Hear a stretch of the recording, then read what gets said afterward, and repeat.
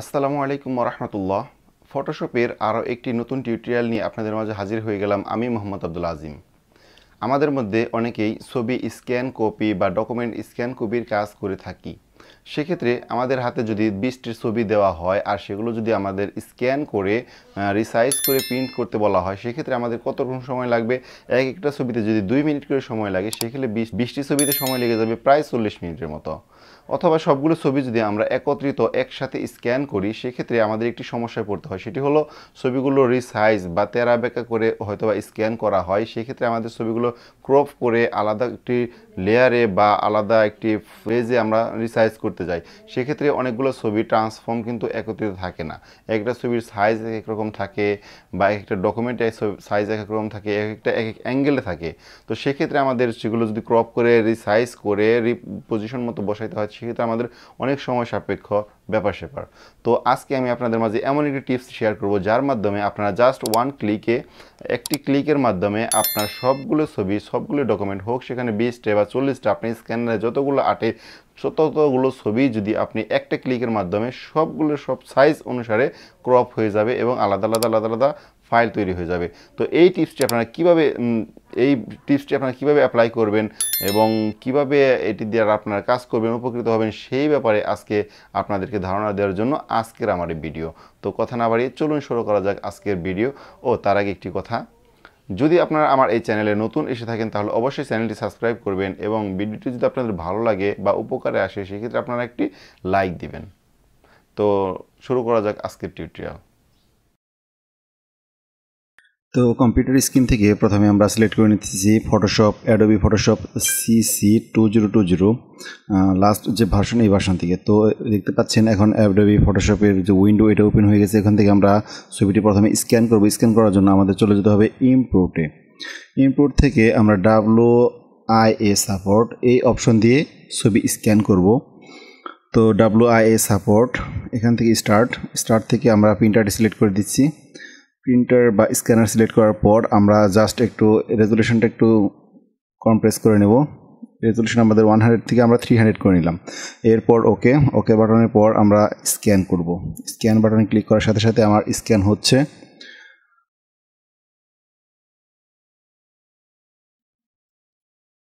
এই হয়ে গেল আমাদের স্ক্যান। তো স্ক্যানের পর দেখতে পাচ্ছেন আপনারা যে রেজাল্টটা আমাদের সামনে প্রদর্শিত হয়েছে, সেটি হলো এখানে কয়েকটি ডকুমেন্ট আছে। তার মধ্যে একটি জুম দিয়ে দেখতেছি যে রেজলিউশনগুলো ঠিক আছে, মোটামুটি চলবে। তো এখান থেকে দেখতে পাচ্ছেন ফাইলগুলো কিন্তু আলাদা আছে। কয়েকটা ছবি আমি ইচ্ছা করে অ্যাঙ্গেল করে সাজাইছি। এখান থেকে যদি আমরা ক্রপ করি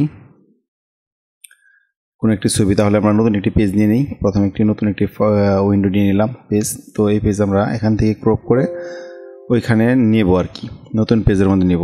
তো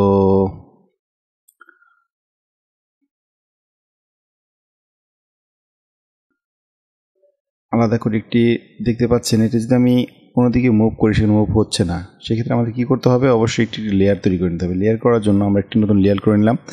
লেয়ার করার পর এখন এটি আমরা কন্ট্রোল অল্টার চেপে ধরে যদি নতুন পেজে নেই, তাহলে চলে আসছে আমাদের প্রিন্ট প্রিভিউ পেজ, বা যে পেজ আমরা প্রিন্ট করবো A4 সাইজের যে পেজ, সেই পেজ। এই পেজে আপনারা দেখতে পাচ্ছেন এটি কিন্তু ওই অ্যাঙ্গেল অনুসারে আসছে। তো দেখতে পাচ্ছেন এখানে আমাদের স্ক্যান হয়ে গেছে। ছবিগুলো স্ক্যান হয়ে যাওয়ার পর সবগুলো ছবি আমাদের তেরা বেঁকা সাইজে আছে। সেগুলো আমাদের ক্রপ করে যদি আমরা একটি লেয়ারে নেই বা একটি নতুন পেজে সেট আপ করতে যাই, প্রিন্ট দেওয়ার জন্য সাজাইতে যাই, সেক্ষেত্রে আমাদের অনেক সময়ের সাপেক্ষ ব্যাপার, কারণ প্রত্যেকটা ছবি আমাদের ট্রান্সফর্ম করতে হচ্ছে। তো এই সমস্যার জন্যটাই আমি প্রথমে ইন্ট্রোতে আপনাদের বলেছিলাম যে এই সমস্যা থেকে দূর করার জন্য আজকের ভিডিও। তো আমি এখন আপনাদেরকে দেখিয়ে দেব কিভাবে আপনারা এই সবগুলো ছবি, সবগুলো ডকুমেন্ট একসাথে আপনারা স্ক্যান করার পর আলাদা করে ক্রপ হয়ে যাবে এবং প্রত্যেকটা সাইজ অনুসারে, রিসাইজ অনুসারে আপনার সাইজ করতে হবে না। জাস্ট যদি শুধুমাত্র আপনার ছবির লেয়ারটা ধরে যদি নিয়ে আপনার নতুন পেজে, নতুন একটি A4 পেজ নিয়ে সেই পেজে যদি আপনারা বসিয়ে দেন, সেক্ষেত্রেও আপনারা প্রিন্ট করতে পারবেন। তো দেখুন কিভাবে এই প্রসেসটি করা যায়। এরপর আমাদের যা করতে হবে, আমরা লেয়ারটি ডিলিট করে দিতেছি। ডিলিট করে দিয়ে দেখতে পাচ্ছেন আমার যে ফাইল, সেই ফাইলটি রয়ে গেছে এখানেই। স্ক্যান করা যে আমার মূল ফাইল, সেটি আমরা চলে যাচ্ছি আবার ফাইলে থেকে চলে যাব আমরা অটোমেট থেকে আমরা চলে যাব ক্রপ অ্যান্ড স্ট্রেংথেনিং ফটো। এটা ক্লিক করার সাথে সাথে একটু লোডিং নিতেছে। লোডিং নেওয়ার পর উপরে অলরেডি আমি দেখতে পাচ্ছি আলাদা আলাদা কিছু উইন্ডো তৈরি হয়েছে। দেখতে পাচ্ছেন এই যে এই উইন্ডোগুলো, এগুলো কিন্তু আলাদা আলাদা তৈরি হয়েছে। এক একটা উইন্ডোতে এক একটা ছবি বা এক একটা ডকুমেন্ট। তো এখানে দেখতে পাচ্ছেন প্রত্যেকটি আলাদা আলাদা হয়ে গেছে এবং সাইজ মতোই হয়েছে। যদিও আমার মূল রেজাল্ট যে ইনপুট যে রেজাল্ট আমরা ছিল সেটি কিন্তু অ্যাঙ্গেল করা ছিল। তো এখানে দেখতে পাচ্ছেন প্রত্যেকটি ছবি তার নির্দিষ্ট এরিয়া নিয়েই ক্রপ হয়ে গেছে। তো এখান থেকে আমরা যদি কোনো একটি ছবিকে এই পেজে আনতে চাই, ব্ল্যাঙ্ক পেজে আনতে চাই, তাহলে কন্ট্রোলটা চেপে ধরে যদি আমরা পজিশন মতো বসিয়ে নিই। তো দেখতে পাচ্ছেন খুবই সহজে আমি আমার এই প্রত্যেকটা লেয়ার থেকে একটা করে ফাইল বা একটি করে ডকুমেন্ট, একটি করে ছবি আমরা নিয়ে জাস্ট পজিশন করে দিচ্ছি। আর এটা যদি এইভাবেও প্রিন্ট দেওয়া হয় সেক্ষেত্রেও এটি গ্রহণীয়তা পাবে, কারণ এই ছবির সাইজ রেজলিউশন যথাযথ আছে এবং এটি ব্যবহারযোগ্য। সেক্ষেত্রে আমাদের কোনো ট্রান্সফর্ম করা লাগতেছে না, আমরা কোনো প্রকার রোটেশন করতেছি না, ক্রপ করতেছি না। জাস্ট যা স্ক্যান করা হয়েছে সেগুলো অটো ক্রপিং মাধ্যমে এই ফাইলগুলো তৈরি হয়ে গেছে। আমরা জাস্ট পজিশন মতো বসাবো এবং প্রিন্ট করে দেব। তো দেখতে পাচ্ছেন যে আমার ছবিগুলো আমি জায়গা মতো বসাইতেছি এবং একটি ভিজিটিং কার্ড সেটিও যেভাবে ক্রপ হয়েছিল সেইভাবেই এনে বসাইলাম। তো এই ছবিগুলা যদি সবগুলো ছবি কিন্তু কোনো প্রকার আমার রোটেশন করতে হতেছে না, কোনো প্রকার ট্রান্সফর্ম করা লাগতেছে না, জাস্ট এনে এনে ছেড়ে দিতেছি আর অটোমেটিকলি সেট হয়ে যাচ্ছে। এইখান থেকে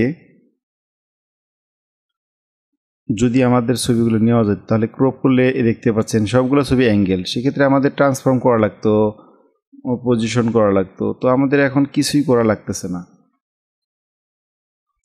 তো এইটি ছিল আজকে গোপন টিপস। আপনারা যদি চেষ্টা করেন, অ্যাপ্লাই করেন, তো আশা করা যায় আপনাদের অনেক কাজে লাগবে।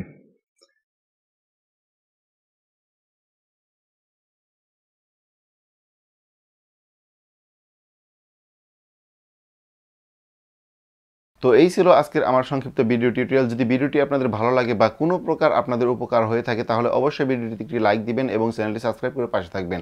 দেখা হচ্ছে পরবর্তী কোনো নতুন টিউটোরিয়ালে। সেই পর্যন্ত সবাই ভালো থাকবেন, সুস্থ থাকবেন। আল্লাহ হাফেজ। আসসালামু আলাইকুম ওয়া রাহমাতুল্লাহি ওয়া বারাকাতুহু।